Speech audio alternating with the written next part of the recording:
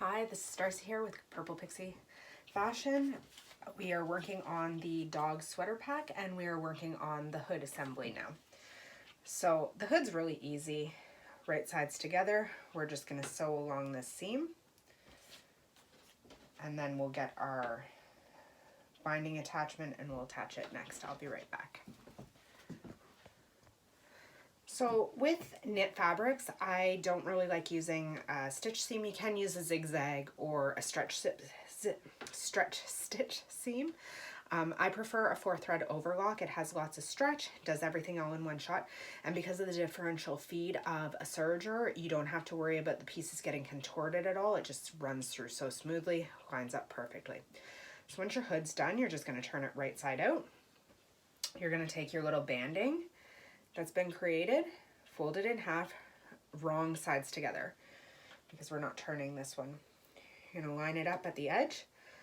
I usually, when I'm doing these, I don't typically use any markings. I like to just put a couple pins to help me out when there's a little bit of stretch to work with. Make sure my edges are folded in half.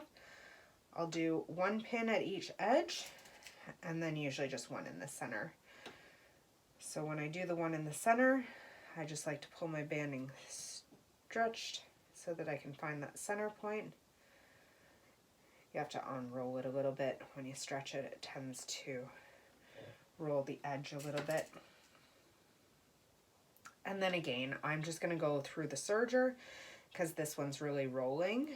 I might put an extra pin there or just make sure I flatten it out as I stitch the seam.